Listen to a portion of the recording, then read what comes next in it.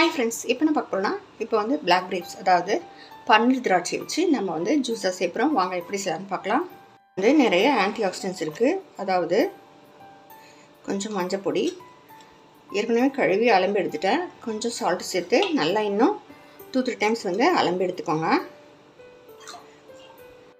இதில் வந்து கேன்சருக்கு பயன்படுத்தக்கூடிய ரிசர்வெட்டால் என்ற மருந்து பொருள் இருக்குது. இந்த சீட்ஸில் நம்ம வந்து சீட் இல்லாத கிரேப்ஸ் தான் வாங்கி சாப்பிடுவோம். ஆனால் சீட்ஸ் உள்ள இந்த கிரேப்ஸில் நிறைய மருத்துவ குணங்கள் இருக்குது. டாக்டர் சொல்கிறாங்க சீட்ஸ் இல்லாத கிரேப்ஸ் வாங்கி சாப்பிடுவோம். ஆனால் நீங்கள் வந்து பன்னீர் கிரேப்ஸை வாங்கி வீக்லி ட்வைஸ் ஆகுது சாப்பிட்டு இன்னும் வந்து 2 டைம்ஸ் வந்து கழுவி அலம்பு எடுத்துட்டு சாரில் கிரேப்ஸை சேர்த்துக்கலாம்.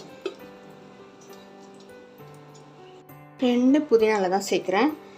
வேணுன்னா சேர்த்துக்கோங்க, இல்லைன்னா கூட நம்ம வெறும்னா ஜூஸ் போட்டு குடிக்கலாம்.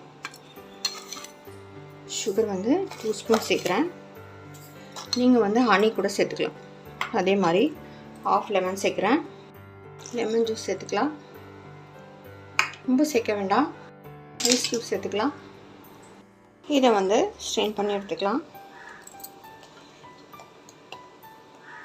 கிளாஸில் ஐஸ் க்யூப் சேர்த்துக்கலாம்.